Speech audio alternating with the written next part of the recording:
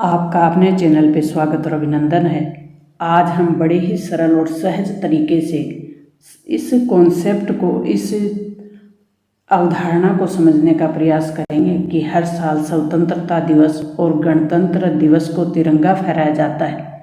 ये हम सब जानते हैं कि हर सार्वजनिक स्थल पे, वो चाहे स्वतंत्रता दिवस हो, गणतंत्र दिवस हो, तिरंगा फहराया ही जाता है। लेकिन क्या हम सब जानते हैं कि इन दोनों दिनों में राष्ट्रीय ध्वज फहराने में क्या अंतर है? अगर आपको नहीं पता तो आप आज बड़े ही सरल और सहज तरीके से जान जाएंगे। तो बिल्कुल हम सरल और सहज तरीके से समझने का प्रयास करेंगे कि स्वतंत्रता दिवस जो कि 15 अगस्त और गणतंत्र दिवस जो कि 26 जनवरी को तिरंगा फहराया जाता है, तो इसमें अंतर क्या होता है। 15 अगस्त और 26 जनवरी, 15 अगस्त को स्वतंत्रता दिवस कहते हैं तो 26 जनवरी को गणतंत्र दिवस कहते हैं। 15 अगस्त 1947 को देश आज़ाद हुआ। 200 साल की गुलामी के बाद देश आज़ादी की सांस ले पाया।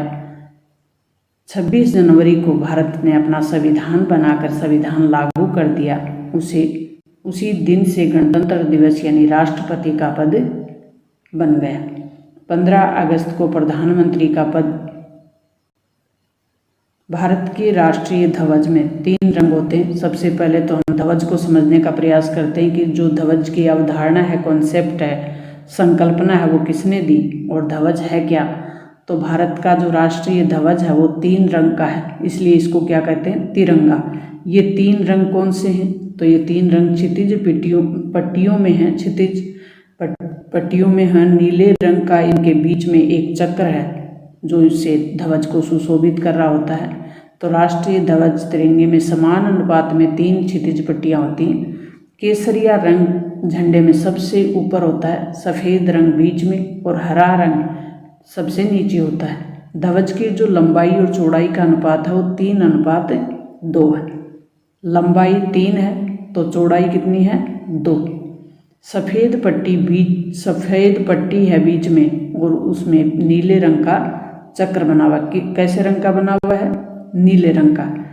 अब ये जो 3 रंग हैं ये किसके प्रतीक हैं? ध्वज में जो केसरिया रंग है वो शक्ति, साहस और त्याग का प्रतीक है। सफ़ेद जो रंग बीच में है वो शांति, सच्चाई का प्रतीक है, भारत की शांति और सच्चाई का प्रतीक है। हरा जो रंग है वो हमारी धरती की हरियाली, उर्वरता, वृद्धि, शुभता, उपजाऊपन का प्रतीक है। और इसके अलावा बीच में जो बना अशोक चक्र है वो गति को बताता है। गति मतलब जीवन ही गति है, गति का ही मतलब जीवन है। जब रुक जाता है तो स्थायित्व यानी मृत्यु का प्रतीक होता है। तो जीवन है वो गति का प्रतीक है, यानी जीवन की गतिशीलता का संदेश देता है। इसमें 24 तिलियाँ बनी हुई होती हैं चक्र में, और ये जो तिलियाँ हैं ये मनुष्य के 24 गुणों को दर्शाती हैं। और अशोक चक्र की 24 तिलियाँ मनुष्य के 24 धर्मों को भी बताती हैं। इसकी जो अभिकल्पना की वो पिंगली वेंकैया ने की थी। किसने की? पिंगली वेंकैया ने। झंडा फहराने को अंग्रेजी में क्या कहते हैं, झंडारोहण को अंग्रेजी में क्या कहते हैं, सबसे पहले हम ये समझने का प्रयास करेंगे। तो ऊपर हमने देखा कि झंडा तिरंगा है, उसमें 3 रंग किसके प्रतीक है? तिरंगे की संकल्पना किसने की थी? पिंगली वेंकैया ने। अब हम झंडा फहराना और झंडारोहण में क्या अंतर होता है इंग्लिश में समझेंगे। सबसे पहले, हालांकि तिरंगे को लेकर स्वतंत्रता दिवस जो कि 15 अगस्त और गणतंत्र दिवस में अलग अलग नियम हैं, जिसे हम आम भाषा में कहते हैं ध्वजारोहण 15 अगस्त को, फ्लैग होस्टिंग और झंडा फहराना जो कि 26 जनवरी को होता है उसको कहते हैं फ्लैग अनफर्लिंग। 26 जनवरी और 15 अगस्त फहराने जो झंडा फहराया जाता है उसमें अंतर क्या होता है? तो स्वतंत्रता दिवस यानी 15 अगस्त को झंडारोहण किया जाता है। क्या किया जाता है? झंडारोहण। किसको? 15 अगस्त को। 15 अगस्त को झंडारोहण किया जाता है और कौन करता है? देश का प्रधानमंत्री।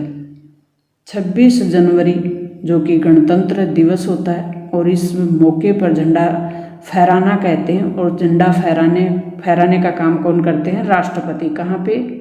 राजपथ पे।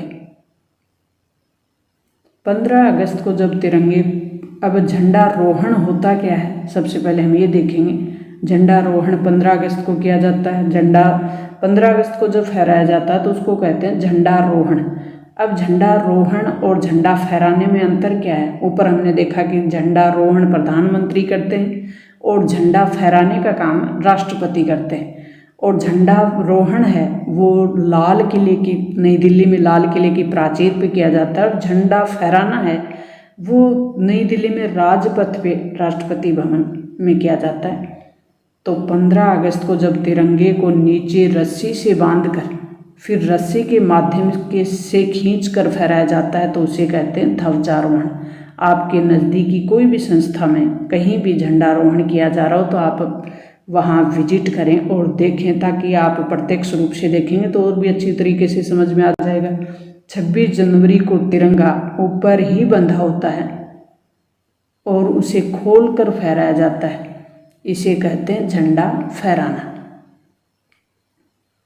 राष्ट्रीय ध्वज को उचित तरीके से फहराने के कुछ नियम हैं, निर्देश भी हैं। जब राष्ट्रीय ध्वज को दीवार पे क्षितिज रूप में प्रदर्शित किया जाता है तो उसमें केसरिया जो पट्टी है वो सबसे ऊपर होनी चाहिए, जो त्याग, साहस और की प्रतीक है। केसरिया पट्टी वो सबसे ऊपर होनी चाहिए। ऊर्ध्वाधर प्रदर्शन के लिए जब कोई व्यक्ति ध्वज का सामना कर रहा होता है तो जो भगवा पट्टी है वो उसकी दाईं ओर होनी चाहिए।